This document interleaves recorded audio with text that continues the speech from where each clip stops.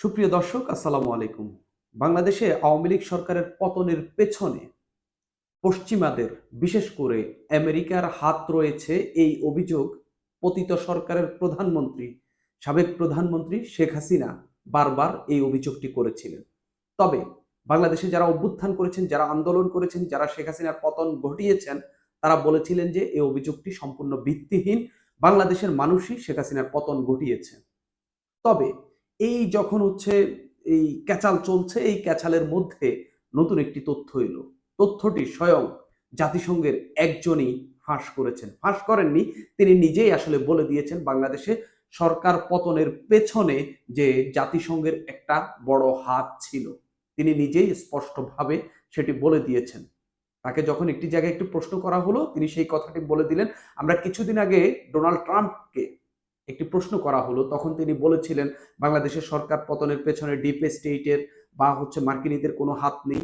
যখন তাকে এই কথাটি বলা হলো, যখন তিনি এই কথাটি বললেন, এই প্রশ্নটি করার পর, তখন কিছুদিন পরে তিনি বাংলাদেশে $29 মিলিয়ন দেওয়ার কথা বলেছিলেন। মানে যে বাংলাদেশে বেনামে দুজন লোকের নামের একটি সংস্থায় $29 মিলিয়ন দেওয়া হয়েছে। এরপরে এটা নিয়ে আলোচনা চলছে যে বাংলাদেশে শেখ হাসিনা সরকারের পতনের পেছনে মার্কিনীদের ভূমিকা রয়েছে, এবং মার্কিনীরা যাদের মধ্য দিয়ে সারা বিশ্বে কাজ করে, সেই জাতিসংঘ বা জাতিসংঘের সবচেয়ে বেশি অর্থ ডালেকে মার্কিনীরাই। সেই মার্কিনীরাই কি জাতিসংঘের মধ্য দিয়ে বাংলাদেশের সরকার পতন ঘটিয়েছে? এখন সেই প্রশ্নই উঠতে পারে। আপনারা একটু ফলকার টুর্কের একটা বক্তব্য শুনলেই সেটা বুঝতে পারবেন। জাতিসংঘের মানবাধিকার বিষয়ক হাই কমিশনার এই ফলকার টুর্কে বাংলাদেশের মোটামুটি সব মানুষই চেনে। মানে এই অভ্যুত্থানের আগে পরে নানান সময়ে বিভিন্ন বিষয়ে তিনি বিবৃতি দিতেন, বিবৃতি দিয়ে এবং বাংলাদেশে তিনি এসেছেন, যার কারণে তার পরিচিতিটা অনেক বেশি। বিবিসি ওয়ার্ল্ড একটা প্রোগ্রাম করে যেটার নাম হার্ড টক, যেখানে সত্য কথাই বলা হয়, নরম কোনো কথা বলা হয় না। সেই হার্ড টকের একটি পর্বে এই ফলকার টুরকে নেওয়া হয়েছিল। ফলকার টুরকে সেখানে সাক্ষাৎকারের নিয়েছিলেন বিবিসির যে উপস্থাপক স্টিফেন সাকার। তো স্টিফেন সাকার তাকে এক ধরনের তিরস্কার করেই, জাতিসংঘকে এক ধরনের তিরস্কার করেই বা থাকে না, এক ধরনের কৌতুকের স্বরে প্রশ্নটি করলেন, যে অনুষ্ঠানে গাজা, সুদান, ইউক্রেন সহ বিশ্বের বিভিন্ন দেশের পরিস্থিতি তুলে ধরেন এই স্টিফেন সাকার। ফলকার টুরকে বলেন, আন্তর্জাতিক আইন ও মূল্যবোধ মেনে এইসব পরিস্থিতি সমাধানে জাতিসংঘকে কি ক্ষমতাহীন মনে হচ্ছে? অর্থাৎ নানান জায়গায় যে নানান পরিস্থিতি তারা মোকাবিলা করতে পারছে না, সেগুলোকে ইঙ্গিত করেই তিনি বললেন যে আন্তর্জাতিক আইন ও মূল্যবোধ মেনে এইসব পরিস্থিতি সমাধানে কি জাতিসংঘ কিছুটা ক্ষমতাহীন মনে হচ্ছে? এর জবাব দিতে গিয়েই ফলকার টুর্ক বাংলাদেশের কথা তুলে আনলেন। কথাটা যে জাতিসংঘ নানান জায়গায় ব্যর্থ হচ্ছে, সেই কথা বলতে গিয়ে তিনি বাংলাদেশে যে সফল হয়েছেন সেই কথাটি তিনি বলে দিলেন। তো তিনি আসলে বাংলাদেশে সফল হওয়ার কথাটি আসলে কিভাবে বললেন, এবং এটা থেকেই মনে হচ্ছে যে বাংলাদেশে যারা অভ্যুত্থান করেছেন তাদের একটা বড় ভূমিকা তো ছিলই, এবং পশ্চিমা বিশ্বের, বিশেষ করে এইসব সংস্থা যাদেরকে মার্কিনীরা চালায়, সেই সব সংস্থা বাংলাদেশের সরকার পতনের পেছনে একটা বড় ভূমিকা রেখেছে, এরকম একটা প্রশ্ন কিন্তু এখান থেকে উঠতেই পারে। অর্থাৎ শেখ হাসিনা যে মেটিকুলাস ডিজাইনের কথা বলছে, মেটিকুলাস এই ভাবে তাকে পতন ঘটানো হয়েছে, যে কথাটি বলছে, সেটা কি আরো একবার সামনে আসবে? ফলকার টুর্ক সেখানে বলেন যে বাংলাদেশের উদাহরণ টেনে, আমি আপনাকে উদাহরণ দিচ্ছি যেখানে এটা গুরুত্বের সঙ্গে নেওয়া হয়েছিল। অর্থাৎ মানবাধিকার প্রতিষ্ঠা বলেন বা সরকারকে পতন বলেন, যে আমি আপনাকে সেটা উদাহরণ হিসেবে দিচ্ছি যেখানে সেটা গুরুত্বের সঙ্গে নেওয়া হয়েছিল। তাকে যখন সুদানের কথা বলা হচ্ছিল, তাকে যখন আপনার গাজার কথা বলা হচ্ছিল, ইউক্রেনের কথা বলা হচ্ছিল, যেখানে তীব্র মানবাধিকার লঙ্ঘন হচ্ছে, সেখানে যখন এসব কথা বলা হলো, তিনি সেটার উদাহরণ হিসেবে দিলেন বাংলাদেশের কথা, এবং তিনি বললেন, আমি আপনাকে উদাহরণ দিচ্ছি যেখানে এই বিষয়টাকে গুরুত্বের সঙ্গে উদাহরণ দিচ্ছি, গুরুত্বের সঙ্গে জাতিসংঘ নিয়েছিল, বাংলাদেশকে জাতিসংঘ খুব গুরুত্বের সঙ্গে নিয়েছিল। আমি গত বছরের বাংলাদেশের উদাহরণ দিচ্ছি। আপনি জানেন জুলাই আগস্টে সেখানে ছাত্রদের ব্যাপক বিক্ষোভ হয়। বাংলাদেশে তখন শেখ হাসিনার সরকার আমলের ছাত্রদের আন্দোলন দমনে ব্যাপক নিপীড়ন চলছিল। উল্লেখ করে তিনি বলেন, তাদের জন্য বড় আশার জায়গা ছিল আমরা, মানে জাতিসংঘ। আসলে আমরা কি বলি, বিশেষ করে জাতিসংঘের মানবাধিকার কমিশন, আমরা কি বলি, আমরা কি করতে পারি, এবং আমরা এই পরিস্থিতির উপর আলোকপাত করি। তিনি বললেন যে আসলে তিনি বাংলাদেশে কি ভূমিকা রেখেছেন তার সংস্থা। আমরা প্রকৃতপক্ষে সেনাবাহিনীকে সতর্ক করি, মানে বাংলাদেশের সেনাবাহিনীকে সতর্ক করেছি।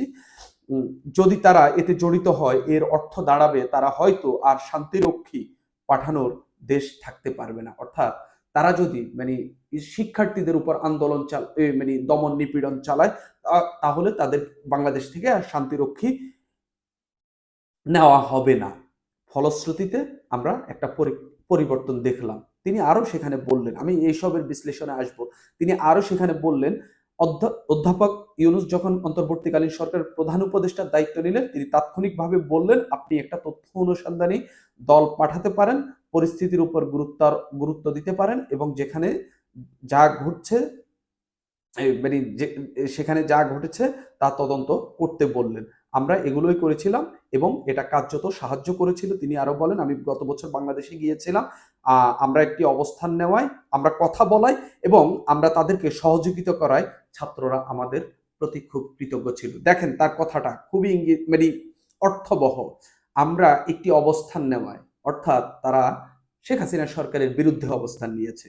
আমরা কথা বলাই, মানে তারা শিক্ষার্থীদের পক্ষে কথা বলেছে শেখ হাসিনা সরকারের, অর্থাৎ যারা হচ্ছে শিক্ষার্থীদের উপর মানে আন্দোলন দমন করার জন্য যারা হচ্ছে নিপীড়ন চালাচ্ছিল, গুলি চালাচ্ছিল, তাদের সেই সরকারের বিপক্ষে কথা বলেছে, তাদেরকে সহযোগিতা করায়, ছাত্রদেরকে সহযোগিতা করায় তারা আমাদের প্রতি কৃতজ্ঞ ছিল। এখান থেকে তার বক্তব্যে যে স্পষ্ট, তাকে 3টি দেশের উদাহরণ দেওয়া হলো। বিবিসির যে হচ্ছে সাক্ষাৎকার জেনে নিচ্ছেন স্টিফেন সাকার, তিনি যখন প্রশ্ন করছিলেন 3টা দেশের উদাহরণ দিলেন, তখন তিনি বললেন যে আমরা আসলে ব্যর্থ না, আমরা বাংলাদেশে সফল হয়েছি। এখান থেকেই আসলে একটা সন্দেহের নতুন একটা উদ্রেক আসছে। এই যে এই জাতিসংঘের মধ্য দিয়ে কিন্তু আমেরিকা সারা বিশ্বে কাজ করে, এটা মোটামুটি এক ধরনের ওপেন সিক্রেট, এটা মোটামুটি সবাই জানেন।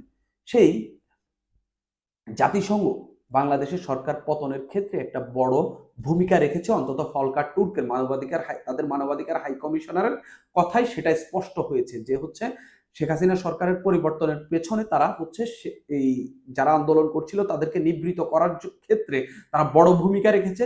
তারা সেনাবাহিনীকে নিবৃত রেখেছে, এই যেন হচ্ছে আন্দোলনকারীদের উপর দমন নিপীড়ন না চালানো হয়, সেজন্য তারা বলেছে। একই সঙ্গে তিনি বললেন যে হচ্ছে আমরা তাদের পক্ষে কথা বলাই, তাদের পক্ষে কাজ করাই, সরকারকে এখানে হচ্ছে সরকারের পক্ষে না থাকায় শিক্ষার্থীরা আমাদেরকে বিভিন্ন সময় কৃতজ্ঞতাও জানিয়েছে। আপনারা দেখেন শেখ হাসিনার পতন কবে ঘটেছে? 5 আগস্ট। আমি এটাকে আরো কয়েকদিন আগে দেখি। শেখ হাসিনার পতন যেদিন সেনা প্রধান বলেছিলেন, আমি আমার আরো কয়েকটি ভিডিওতে আমি বলেছিলাম যে শেখ হাসিনার পতন সেদিনই ঘটেছিল যেদিন হচ্ছে সেনা প্রধান ওয়াকারুজ্জামান বলেছিলেন যে হচ্ছে যে কোনো যৌক্তিক আন্দোলনে আমরা জনগণের পক্ষে। সেদিনই পুরো সেনাবাহিনী সেনা প্রধানের এই বক্তব্যের মধ্য দিয়ে পুরো সেনাবাহিনী শেখ হাসিনার হাত ছেড়ে দিয়েছে। শেখ হাসিনার সরকারের পেছনে যে ভিত হয়ে দাঁড়িয়েছিল, সেই ভিতের জায়গাটি থেকে তারা হচ্ছে সরে গিয়েছিল। সেই সরে যাওয়ার কারণেই এই শেখ হাসিনার ভূমিধস পতন হয়েছে, দেশ ছেড়ে পালিয়ে যেতে হয়েছে। এখন এখন যেসব কথাগুলো বারবার ঘুরপাক খাচ্ছে, শেখ হাসিনা বারবার বলছেন, শেখ হাসিনা একটি পতিত সরকারের প্রধান ছিলেন, শেখ হাসিনা একটা দলের প্রধান, যে দলটির পতন হয়েছে, মানে বাংলাদেশে আপাতত আওয়ামী লীগের কোনো রাজনৈতিক কোনো কর্মকাণ্ড নেই, তারা এখন পতনের মধ্যেই রয়েছে। তাদের উত্থান যে কবে হবে সেটা কিন্তু বলা মুশকিল। সেই জায়গায় সেই শেখ হাসিনা বা আওয়ামী লীগের নেতাকর্মীরা দীর্ঘদিন ধরে পতনের পর থেকে গত 7 মাস একইভাবে বলে আসছিলেন যে হচ্ছে তাদের একটা মেটিকুলাস ডিজাইনের মধ্য দিয়ে তাদেরকে পতন ঘটানো হয়েছিল, যেটার মূল ভূমিকা বা মূল প্রভাবক হিসেবে কাজ করেছে আমেরিকা। এখন ফলকার তুর্কের এই বক্তব্যে স্পষ্ট যে হচ্ছে সেনাবাহিনীকে নিবৃত করার ক্ষেত্রে অন্যান্য কোথায় কি কাজ করেছে সেটা আমি জানি না, বা সেটা কথাও তিনি স্পষ্ট করেননি।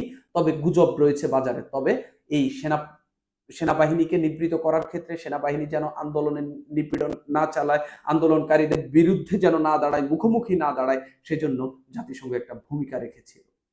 সেই কারণেই তিনি বলছেন, সেই কারণেই সরকারের পতন হয়েছে। অর্থাৎ বাংলাদেশে শেখ হাসিনা সরকারের পতনের সবচেয়ে বড় কারণ হিসাবে তিনি দেখছেন, যখন সেনাবাহিনীকে নিবৃত্ত করা হলো ঠিক তখন এই কারণেই হচ্ছে শেখ হাসিনার পতন ঘটলো। আমরা দেখলাম জুলকারনাইন সাহের সাংবাদিক, যিনি বেশ কয়েকটি স্ট্যাটাস দিয়েছেন আন্দোলনে কার কি ভূমিকা, সেখানে তিনি বিদেশি সংস্থার কিছু লোকের ভূমিকা নিয়ে কথা বলেছেন যারা আন্দোলনকারীদের সহায়তা করেছেন। আমি আগেও বলেছিলাম একটা দূতাবাসের লোক তখনই কাজ করে কোন একটি পক্ষে যখন তার দেশ থেকে নির্দেশ আসে। একটা দেশে যখন একটা সহিংস কর্মকাণ্ড চলে তখন একটা দূতাবাসের লোক একটা পক্ষে তখনই দাঁড়ায় যখন তার দেশ বলে যে তুমি এই পক্ষে দাঁড়াও। মার্কিন দূতাবাসের কিছু লোক আন্দোলনকারীদের পক্ষে দাঁড়িয়েছিল। আমি এখানে রাইট রং কি আমি বলবো না, তবে এই আন্দোলনের যে এই বিদেশি শক্তির কিছুটা প্রভাব ছিল সেগুলো কিন্তু এখন ধীরে ধীরে স্পষ্ট হচ্ছে। আপনারা দেখেন ডক্টর মোহাম্মদ ইউনূস সরকারে বসার কিছুদিন পরেই বাইডেনের কিন্তু ক্ষমতা চলে গেছে। বাইডেনের দল নির্বাচনে পরাজিত হয়েছে, ডোনাল্ড ট্রাম্প ক্ষমতায় বসেছে।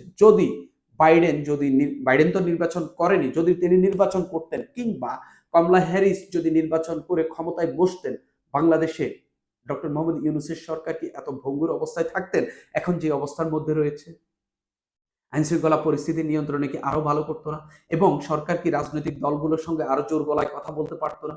অবশ্যই পারতো। কিন্তু আমেরিকার দিক থেকে একটা সরকার তাদের বন্ধুকে হারিয়ে ফেলেছে। একই সঙ্গে ডোনাল্ড ট্রাম্প যে বিশ্ব নিয়ে খুব একটা বেশি মাথা ঘামাচ্ছে না, সেই জায়গায় বাংলাদেশের বর্তমান অন্তর্বর্তীকালীন সরকারও অন্তত কিছুটা চাপে পড়েছে বলে দেখা যাচ্ছে। এটা আমার এক ধরনের অনুমান। এই অনুমানটা আমি নিজে নিজে তৈরি করিনি।